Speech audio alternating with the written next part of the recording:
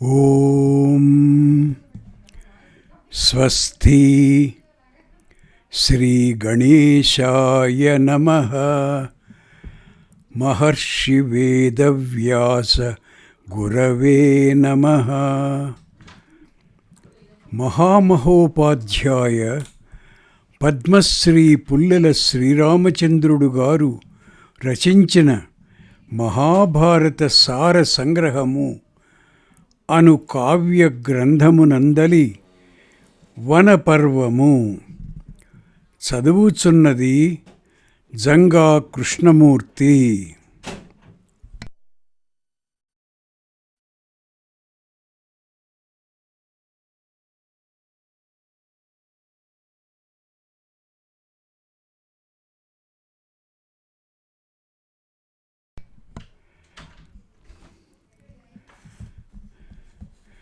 నలదమయంతులను వెదకుటకై విదర్భరాజు బ్రాహ్మణులను పంపుట.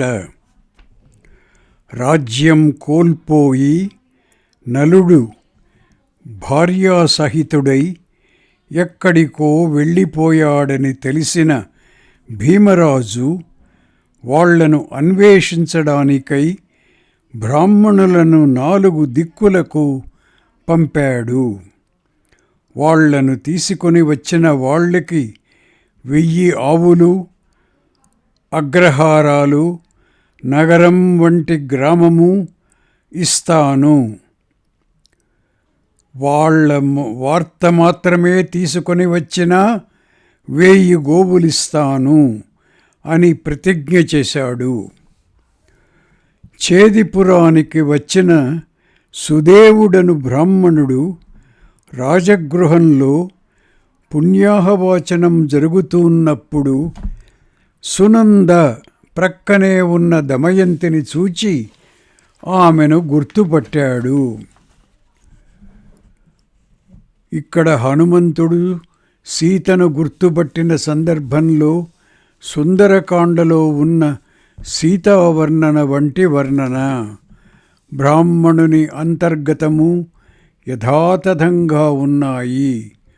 వనపర్వం 68:8-31.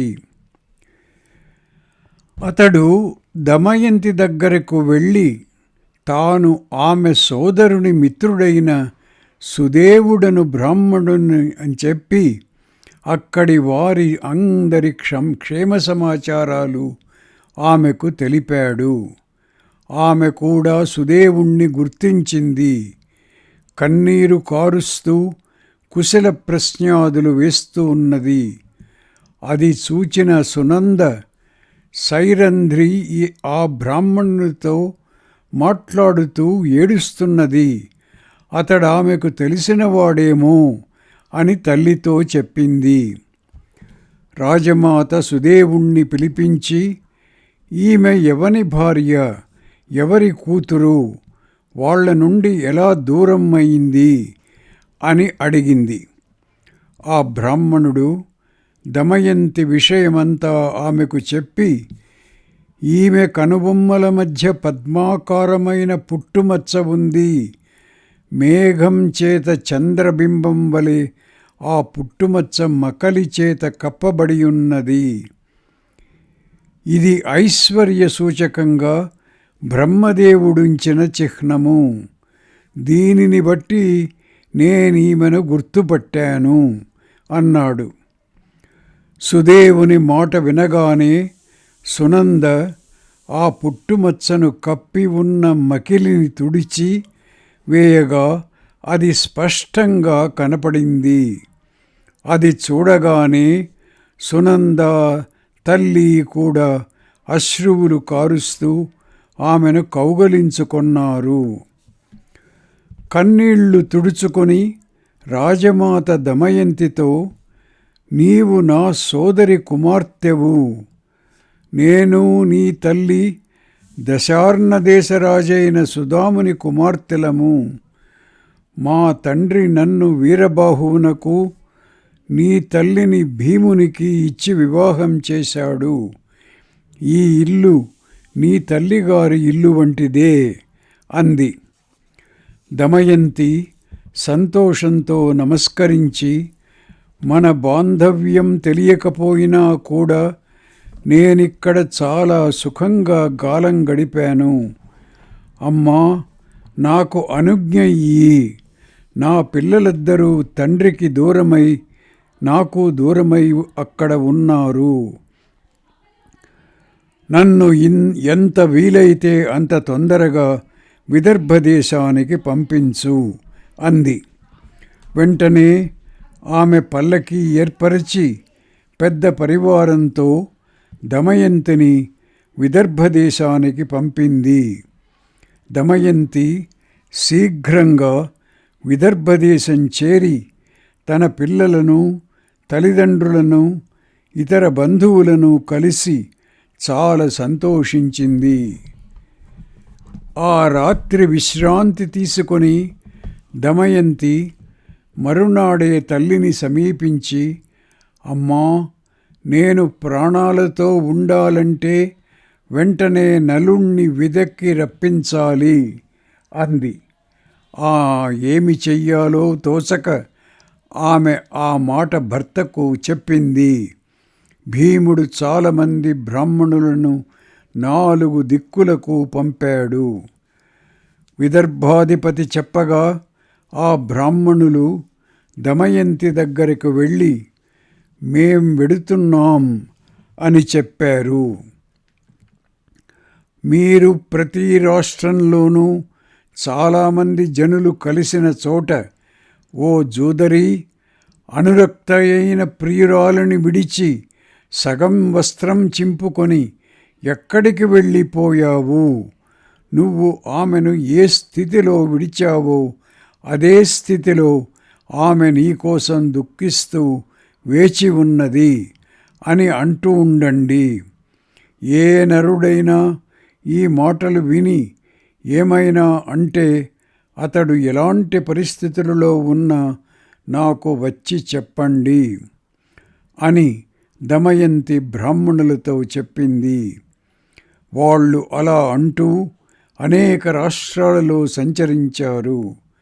చాలా కాలానికి పర్ణాదుడను బ్రాహ్మణుడు దమయంతి వద్దకు వచ్చి, రాజపుత్రి, నేను నీవు చెప్పిన మాటలు అంటూ ఉండగా ఋతుపర్ణుని రథసారథి అయిన పొట్టి చేతులతో వికృత రూపంలో ఉన్న బాహుకుడనువాడు కష్టాలలో ఉండి సరిగా బుద్ధి పనిచేయని స్థితిలో ఉన్న భర్త విషయంలో ఉత్తమ స్త్రీలు కోపించరు అని అంటూ ఇంకా ఏవేవో అన్నాడు. ఆ మాటలు విని నేను వెంటనే నీ వద్దకు వచ్చాను అని చెప్పాడు. ఆ మాట విని దమయంతి అశ్రుపూర్ణ నేత్రాలతో తల్లి దగ్గరకు వెళ్ళి రహస్యంగా ఇలా చెప్పింది. అమ్మా, ఈ విషయం ఏ విధంగానూ కూడా నా తండ్రికి తెలియకూడదు.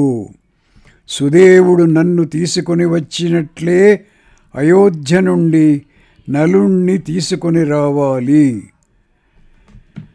తల్లి అనుమతితో దమయంతి సుదేవుని పిలిపించి, సుదేవా, నీవు మహావేగంతో అయోధ్యాపతి అయిన ఋతుపర్ణుని వద్దకు వెళ్ళాలి. నలుడు జీవించి ఉన్నాడో లేదో తెలియదు.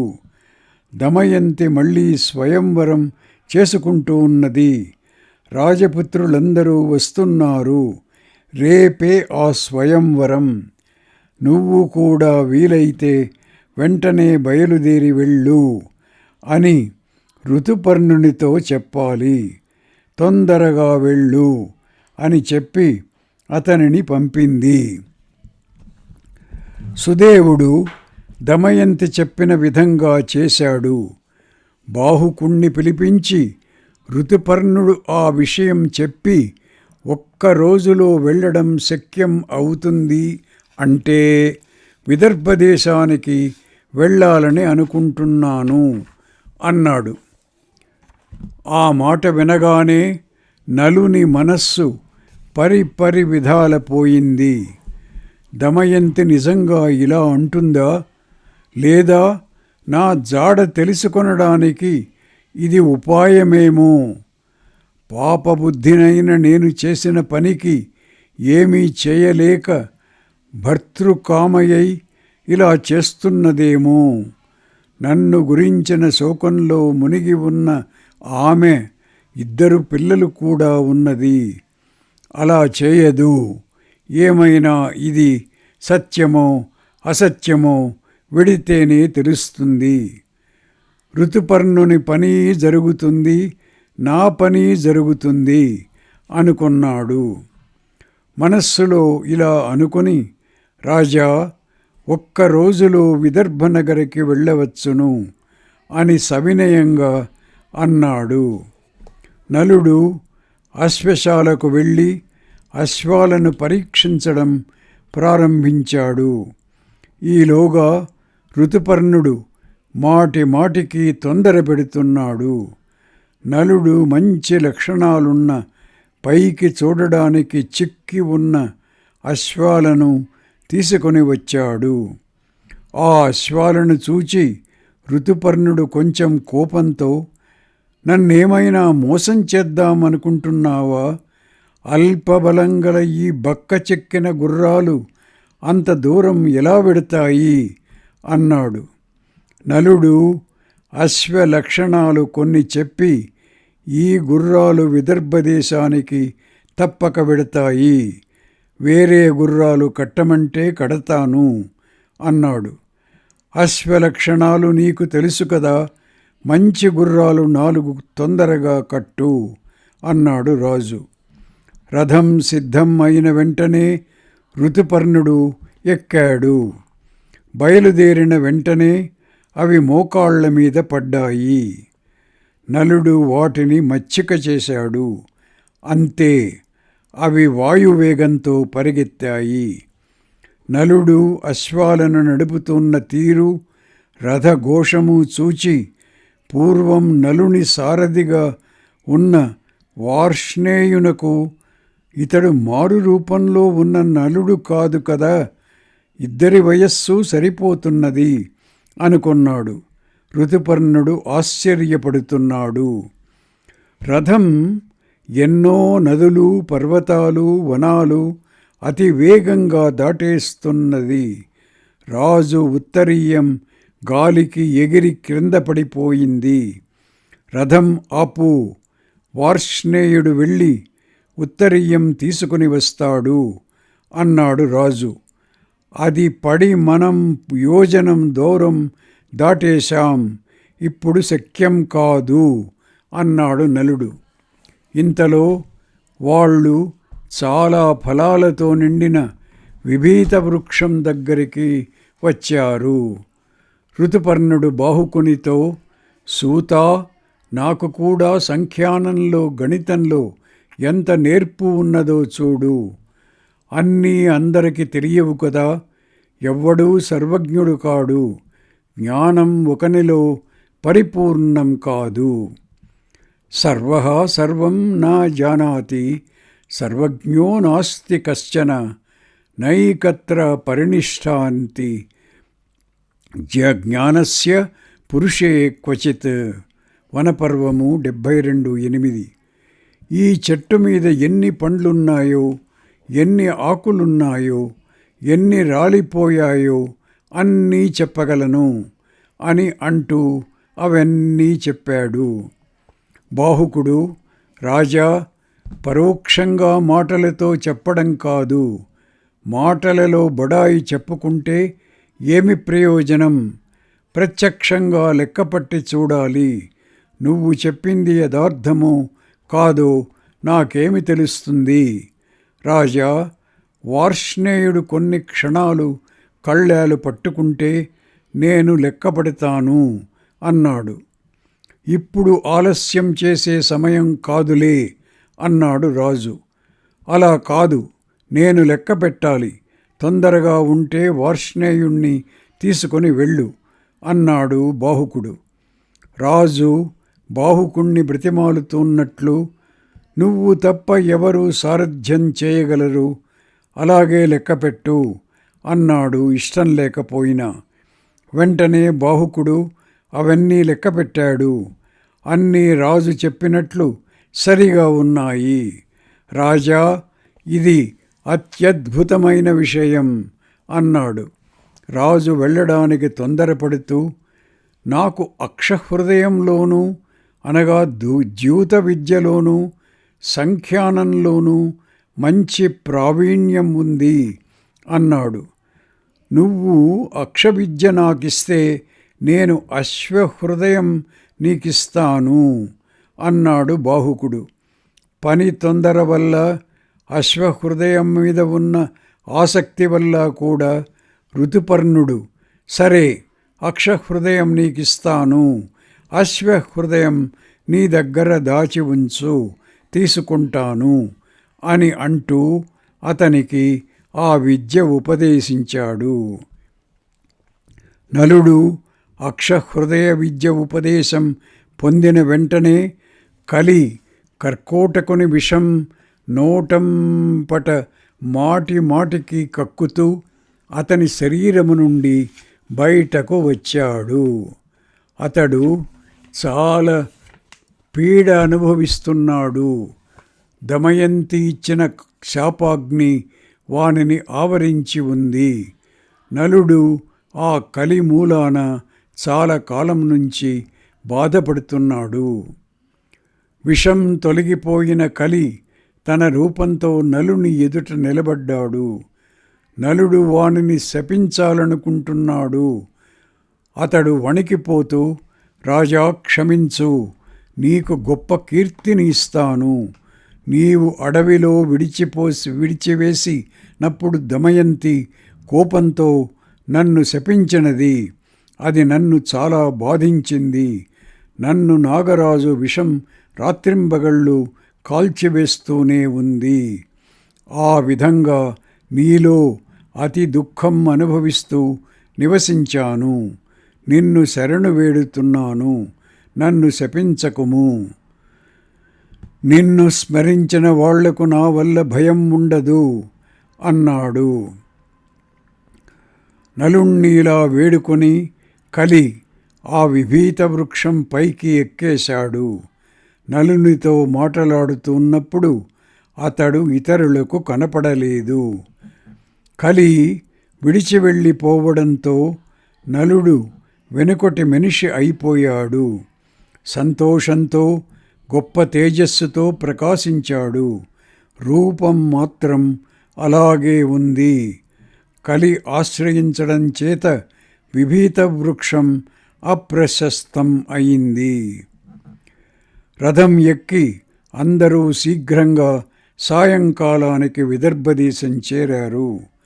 రథఘోష వినగానే ఆ నగరంలోనే ఉన్న నలుని అశ్వాలు నలుడే తమ దగ్గరికి వస్తున్నట్లు సంతోషించాయి. దమయంతి ఆ రథఘోషను గుర్తుపట్టింది. ప్రాసాదం పైకి ఎక్కి చూచింది. బాహుకుడు సారథిగా కనపడ్డాడు, కానీ నలుడు కనపడలేదు. పర్ణుడు రథం దిగి భీముణ్ణి కలుసుకున్నాడు. అతడు ఆ రాజును సత్కరించాడు. అక్కడ స్వయంవర సన్నాహాలు ఏమీ కనపడకపోవడంతో ఋతుపర్ణునికి ఏమీ అర్థం కాలేదు. భీముడు ఆదరపూర్వకంగా ఆగమన కారణం ప్రశ్నించగా ఏమి చెప్పాలో తెలియక, నీకు అభివాదనం చేసి వెడదామని వచ్చాను అన్నాడు ఋతుపర్ణుడు. ఏ పని లేకుండా ఇంత దూరం రావడం ఏమిటా అనుకుంటూ భీముడు, సరే మెల్లిగా తెలుస్తుందిలే అనుకొని వెళ్ళిపోయాడు. దమయంతి బాహుకుణ్ణి అనేక విధాల పరీక్షించింది. కేశిని అను పరిచారికను అతనితో రావలసిందిగా అతడున్న చోటికి పంపింది. ఆమె వెళ్ళి, మా రాజపుత్రి దమయంతి తెలుసుకోవాలని కోరుతున్నది. మీరు ఎప్పుడు బయలుదేరారు, ఎందుకు వచ్చారు అని బాహుకుణ్ణి అడిగింది. అతడు తమ రాజు వచ్చిన పని చెప్పి తాను అతని సారథిని అని అన్నాడు. మూడవ వాడెవరు అని ఆమె ప్రశ్నించగా అతడు పూర్వం నలుని సారథిగా ఉన్న వార్ష్ణేయుడు అని చెప్పాడు. మీకు నలుని జాడ ఏమైనా తెలుసునా అని ఆమె అడిగింది. అతడు గూఢంగా తిరుగుతున్నాడు అని బాహుకుడు సమాధానం చెప్పాడు. అప్పుడు ఆమె ఆ అయోధ్యలో ఆ బ్రాహ్మణుడు అన్న మాటలే మళ్ళీ వాని ముందు అన్నది. అతడు అదే విధంగా సమాధానం చెప్పాడు. కేసిని చెప్పగా ఈ విషయం అంతా విన్న దమయంతికి అతడు నలుడే అయి ఉంటాడను నమ్మకం దృఢం కాజొచ్చినది. ఆమె కేసినితో, నీవు మళ్ళీ అతని దగ్గరికి వెళ్ళు, ఏమీ మాట్లాడవద్దు, అతని చేష్టలు మాత్రం పరీక్షించిరా అని పంపింది. ఆమె వచ్చి దమయంతితో, అతడు సామాన్య మానవుడు వలె కనపడడం లేదు, అతని చేష్టలన్నీ ప్రశంసనీయంగా ఉన్నాయి. ఋతుపర్ణునికి వంట చేయడం కోసం కట్టెలు తీసుకొని సూర్యునికి చూపించగా అగ్ని పుట్టింది. నీళ్లు లేని పాత్రలోనికి అతని దృష్టి పడగానే జలం పుట్టింది. అతడు చేతిలో వేసుకుని నలిపివేసిన పువ్వులు మళ్ళీ సువాసనతో యథాపూర్వకంగా అయ్యాయి అని చెప్పింది. దమయంతి ఆరాటం ఇంకా పెరిగింది. అతడు వండిన పదార్థాలు కొన్ని తీసుకొని రమ్మని మళ్ళీ పంపింది. అవి రుచి చూచి ఇది నలుని వంటయే అని నిర్ధారణ చేసుకుంది. తన పిల్లలను ఇద్దరిని ఇచ్చి మళ్ళీ పంపింది. వాళ్లను చూడగానే అతడు వాళ్ల దగ్గరికి వెళ్ళి కౌగలించుకొని ఒడిలో కూర్చోబెట్టుకున్నాడు. కండ్లలో కన్నీళ్లు తిరిగాయి. తనను తాను నిగ్రహించుకొని నా ఇద్దరు పిల్లలు కూడా ఇలాగే ఉంటారు, వీళ్లను చూడగానే వాళ్ళు జ్ఞాపకం వచ్చారు అన్నాడు. ఇలా అంటూ, మంగళప్రదురాలా, నీవు మాటి మాటికి నా దగ్గరకు రావడం మంచిది కాదు, మేం దేశాధితులం కదా అన్నాడు. ఇదంతా విని దమయంతి అతడు నలుడే అని నిర్ధారణ చేసుకుని తల్లిదండ్రుల అనుమతితో ఆ బాహుకుణ్ణి తన వద్దకు రప్పించుకొని వానితో మాట్లాడగా అతడు నలుడే అని తెలిసిపోయింది. అయితే ఈ ద్వితీయ స్వయంవరం విషయంలో నలుడు తనకున్న భావ్యాన్ని వ్యక్తపరిచాడు. ఆమె ఇదంతా తాను నలుణ్ణి పొందడానికే చేసినట్లు శపథపూర్వకంగా చెప్పింది. ఆకాశవాణి కూడా దమయంతి మహాపతివ్రత అని స్పష్టంగా పలికింది. నలుడు కర్కోటకుణ్ణి స్మరించగా వచ్చిన దివ్యాంబరాలు ధరించగానే పూర్వరూపం పొందాడు. దంపతులు కలిశారు. దమయంతి తల్లిదండ్రులు, ఇతర బంధువులు చాలా సంతోషించారు. విదర్భ నగరంలో గొప్ప ఉత్సవం జరిపారు. ఋతుపర్ణుడు నలుని అభినందిస్తూ, నా వల్ల నీకేమైనా అపచారం జరిగితే క్షమించు అని వేడుకొన్నాడు. నలుడు తమకున్న పూర్వ స్నేహాన్ని గుర్తు చేస్తూ అతనిపై తనకున్న గౌరవాన్ని ప్రకటించాడు. నీవు నా దగ్గర అశ్వహృదయం దాచుకున్నావు కదా, తీసుకో అంటూ అతనికి ఆ విద్యను ఉపదేశించాడు. ఋతుపర్ణుడు మరొక సారథిని కుదుర్చుకొని స్వనగరానికి వెళ్ళిపోయాడు. నలుడు పరిమితమైన సైన్యంతో నిషధ దేశం వెళ్ళి పుష్కరునితో, నీవు జూదం ఆడినా సరే, యుద్ధం చేసినా సరే రమ్ము అన్నాడు.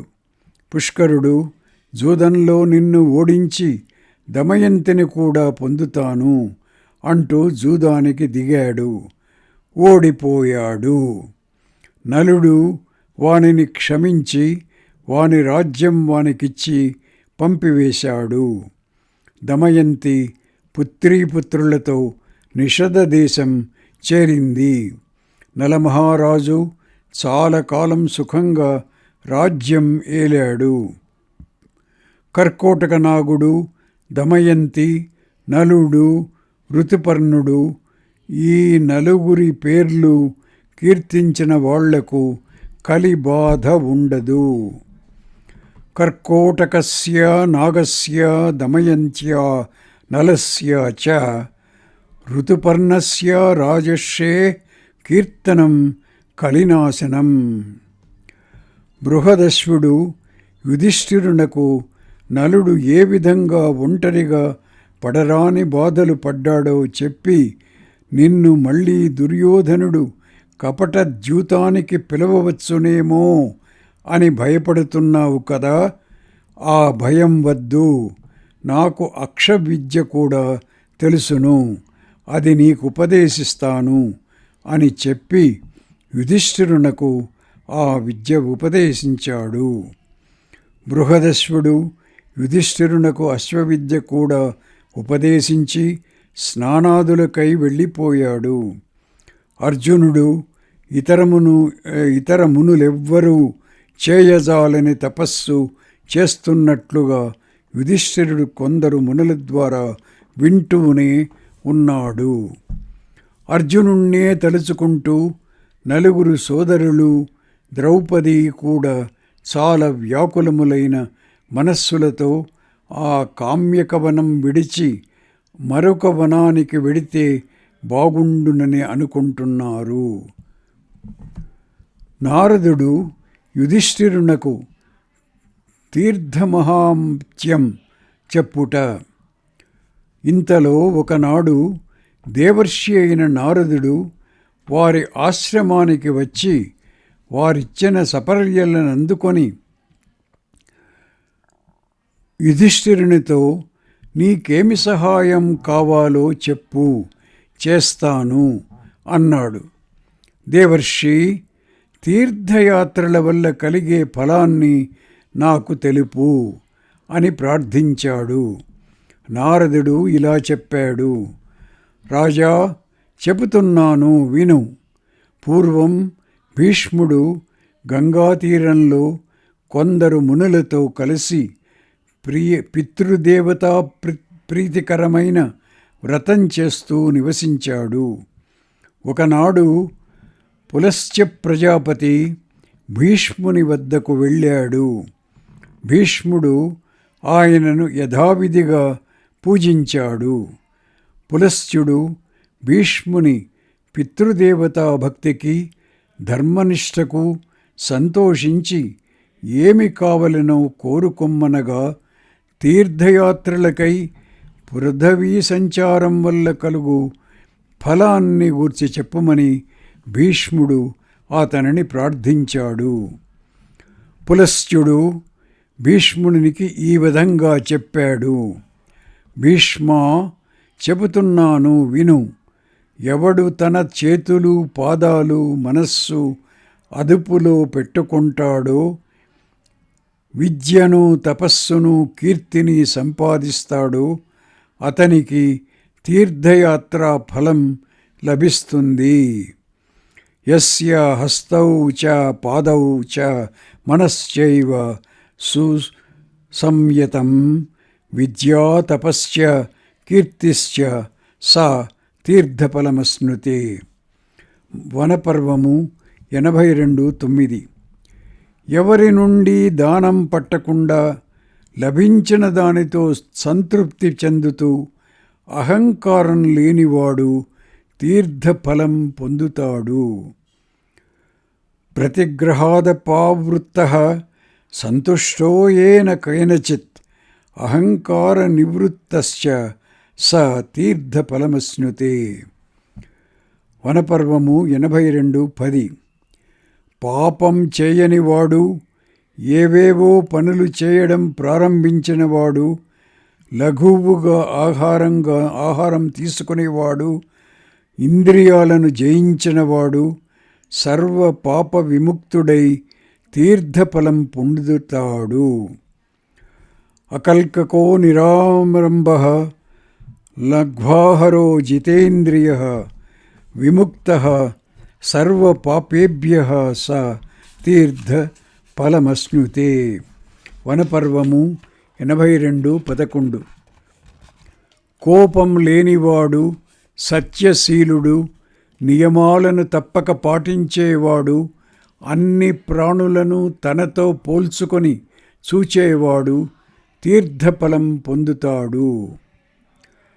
అక్రోధనశ్చ రాజేంద్ర సత్యశీలో దృఢవ్రతః ఆత్మోపమశ్చ భూతేషు స తీర్థఫలమశ్నుతే. వనపర్వము 82:12. దేవతలను సంతోషపెట్టడానికై ఎన్నో యాగాలు, విధానాలు ఋషులు చెప్పి ఉన్నారు. వాటి ఫలాలు కూడా ఇహలోకంలోనూ పరలోకంలోనూ లభిస్తాయి. అయితే అలాంటి యజ్ఞాలు ధనికులు, రాజులు మాత్రమే చేయగలరు. అధిక ధన